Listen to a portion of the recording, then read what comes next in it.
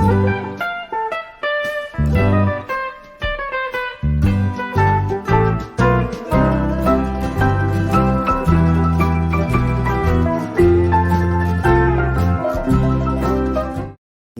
सभी को, मैं मत्तू केवट। मैं आज आपको इस वीडियो के माध्यम से गणित विषय में देखिए भूमितीय आकृतियों की जानकारी देने वाला हूं। तो आप यहाँ देखिए ध्यान से, यहाँ एक आयत बना हुआ है और आयत में देखिए इसकी आ ब क ड ये आयत है। और इस आयत की जानकारी आपको है कि प्रत्येक आयत में 4 कोरे होती हैं। कोरे अर्थात भुजाएं। प्रत्येक आयत में 4 कोरे अर्थात भुजाएं होती हैं। जहाँ 2 भुजाएं मिलती हैं उस बिंदु को कोना या शीर्ष बिंदु कहते हैं। तो ये तो इसकी परिभाषा हो गई बच्चों की, भुजा कोना किसे कहते हैं। जैसे देखिए यहाँ ड और यहाँ से ब, ये 2 भुजा यहाँ आ करके आ बिंदु पे मिली हुई है। तो ये जो आ है ये इसका क्या हो गया, शीर्ष बिंदु हो गया। तो इस आकृति में 4 शीर्ष बिंदु हैं। इसका लेखन यहाँ मैंने किया है। संलग्न आकृति में आ ब क तथा ड ये शीर्ष बिंदु हैं जिसे कोने कहते हैं। तो इस आयत में हमें 4 कोने हैं या 4 शीर्ष बिंदु है।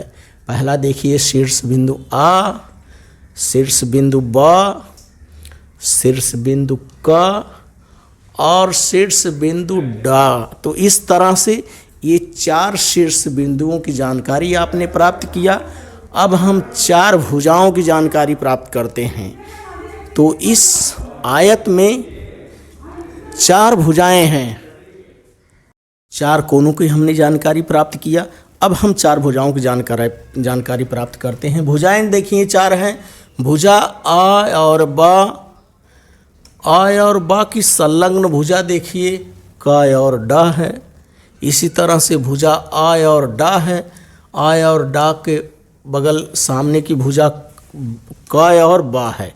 इसे हम ब और क भी बोल सकते हैं।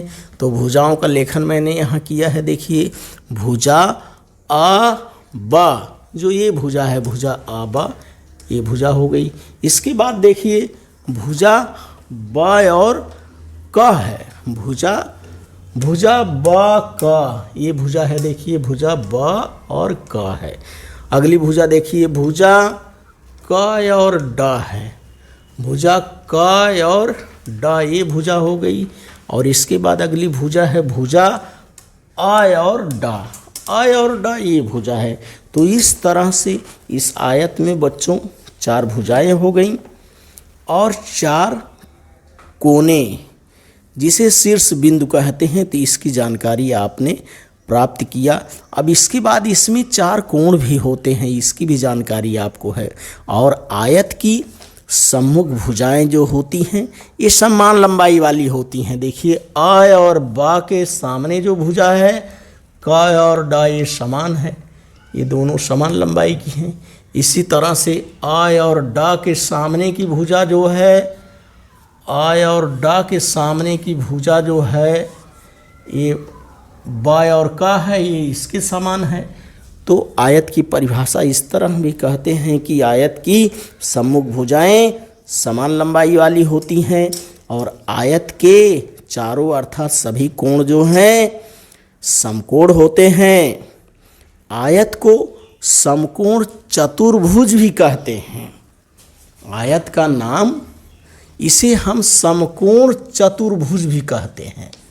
समकोण चतुर्भुज भी इसी को कहा जाता है, जिसे समकोण को चतुर्भुज। तो आयत का दूसरा नाम हमें इसे भी पढ़ना है कि आयत का दूसरा नाम समकोण चतुर्भुज है। तो इस तरह से आप इस वीडियो के माध्यम से आयत के बारे में जानकारी प्राप्त करिए कि आयत की आकृति जो है किस तरह से होती है, और आयत में 4 कोरे होती हैं और आयत में 4 शीर्ष बिंदु होते हैं। तो इसका हमने वाचन किया, लेखन किया। तो इस वीडियो के माध्यम से आप आयत के संबंध में जानकारी प्राप्त करिए, इसका वाचन करिए, लेखन करिए, श्रवण करिए। धन्यवाद सभी को।